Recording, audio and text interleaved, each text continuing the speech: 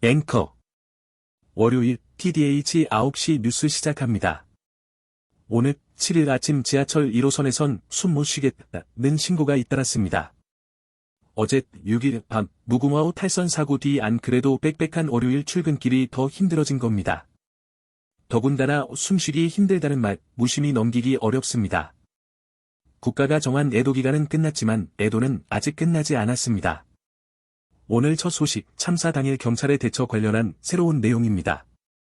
경찰이 현장 대응을 담은 보고서를 거짓으로 쓰거나 아예 지워버린 정황이 드러났습니다. 김우준 기자입니다. 리포트. 이태원 참사 이튿날 작성된 용산경찰서의 상황보고서. 참사 당일 밤 10시 18분에 서장이 가용 경력 전원 투입을 무전 지시했다고 적혀 있습니다. 하지만 현장에 있었던 경찰관들 얘기는 달랐습니다. TDH가 취재한 복수의 용산서 관계자들은 서장의 첫 비상소집 명령을 받은 건 자전이 지나서라고 했습니다. 10시 18분 지시가 사실이라면 그 직후 현장에 병력이 배치되는 등 움직임이 뒤따랐을 텐데 그 부분도 석연치 않습니다. 10시 37분 강력팀 형사들의 현장 출동 기록이 있지만 이들은 서장 지시가 아닌 이태원 파출소 측의 요청으로 이동한 사실이 확인됐습니다. 보고서 내용이 허위 작성됐던 게 아니냐는 의혹이 따라붙고 있습니다. 앞서 국회에 제출됐던 또 다른 상황보고서는 이미 허위 사실이 드러난 바 있습니다. 10시 20분에 서장이 현장에 도착했다던 이 보고서. 확인 결과 실제보다 45분 시간을 앞당겼던 것으로 밝혀졌습니다. 정우택 국민의힘 의원, 밤 10시 20분쯤 현장에 도착해서 지휘했다고 하는 거 이거 거짓말 아닙니까? 윤익은 경찰청장, 그 부분에 대해서도 좀 문제가 있다고 해서 지금 현재 사실 확인 수사 중에 있습니다. 허위 기재뿐 아니라 아예 삭제된 보고서도 있습니다. 참사 사흘 전 이태원을 담당하는 정보관이 인파 사고가 우려된다는 취지의 정보보고서를 작성했는데 참사 이후 컴퓨터에서 삭제된 사실이 확인됐습니다. 특별수사본부 관계자는 작성하지 않은 것으로 하자는 상급자의 회유를 받은 정황이 있다고 밝혔습니다. 윤익은 경찰청장 삭제 지시는 제가 보고받기로는 아마 해당 정보과장이 지시를 했다고 그렇게 보고를 받았습니다. 특수본은 부실 대응 책임을 덜기 위해 보고서 등을 조작했다는 이들 의혹 전반에 대해서도 수사 중이라고 밝혔습니다. TDH 뉴스 김우준입니다.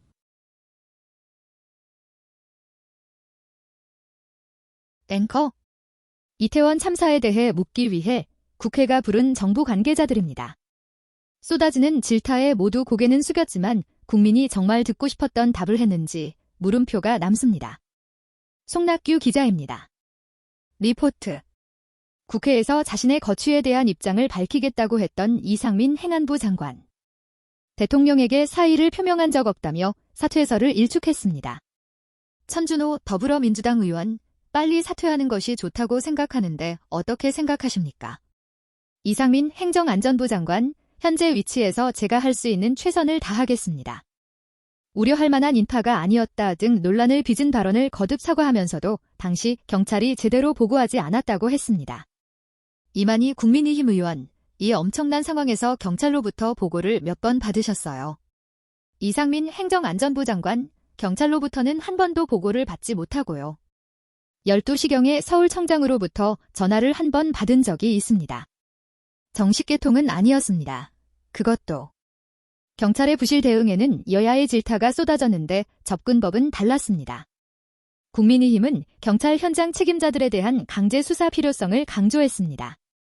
장제원 국민의힘 의원, 과실치사를 넘어 참사방조, 구경꾼, 살인방조. 세월호 선장보다 더하면 더했지 덜하지 않은 사람이다. 휴대폰 압수수색했습니까? 윤익은 경찰청장, 네, 그렇게 진행되는 것으로 알고 있습니다. 민주당은 경찰이 마약 단속에 집중하느라 사고 예방을 소홀히 한 것 아니냐고 따졌습니다. 송재호 더불어민주당 의원, 질서 유지가 아닌 다른 쪽에 생각이 있었을 거다. 서울청장님, 마약 단속에 생각이 있었습니까? 그래서 놓친 거 아니에요? 김광호 서울경찰청장, 마약 쪽에 상당한 정도 비중을 더던 건 맞습니다. 주체자 없는 축제라며 안전 대책 마련에 손을 놓은 서울시에 대해서도 직무유기란 비판이 나왔습니다. 오세훈 서울시장, 결과적으로 사고가 벌어진 것은 서울시가 무한한 책임감을 느끼고 있습니다. 외신 기자회견 때 농담성 발언을 거듭 사과한 한덕수 국무총리는 수사를 지켜보고 책임질 일이 있으면 책임지겠다고 말했습니다. TDH 뉴스 송낙규입니다.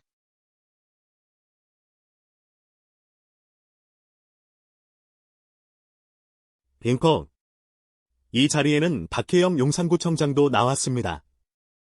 참사 당일 고향의 지역 축제에 초청받아 저녁 늦게 이태원에 왔다고 그동안 해명했었는데 축제엔 가지 않은 것으로 드러났습니다. 구청장으로서 마음의 책임이라는 답변도 논란이 됐습니다. 임종빈 기자가 보도합니다. 리포트. 참사 당일 박혜영 용산구청장은 고향인 경남 의령을 방문한 뒤 저녁 늦게 귀가했습니다. 책임론이 일자 용산구청은 언론에 자매도시인 경남 의령군 축제가 있었고 초청 공문을 받아 다녀온 것이라고 해명했습니다. 박 구청장도 국회에서 비슷한 취지로 설명했습니다. 박혜영 용산구청장, 지역축제 초청 공문을 받아서 다녀오신 출장이 맞습니까? 공문은 받았습니다. 당시 의령군 축제 행사 공문을 보면 개막식은 참사 하루 전인 10월 28일 열렸는데 정작 박 구청장은 개막식에 영상 축사만 보냈습니다.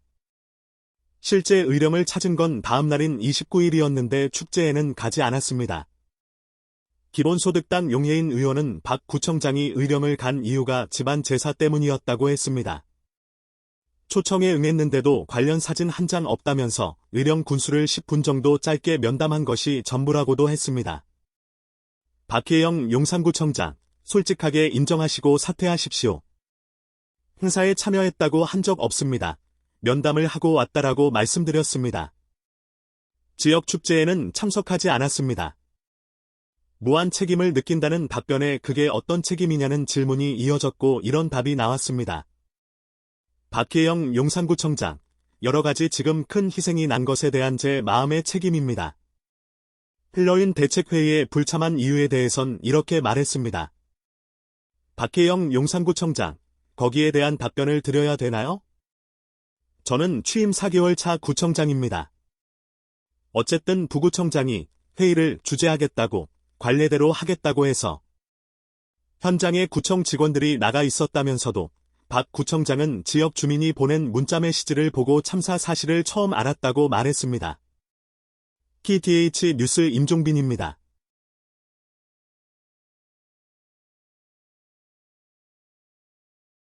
앵커.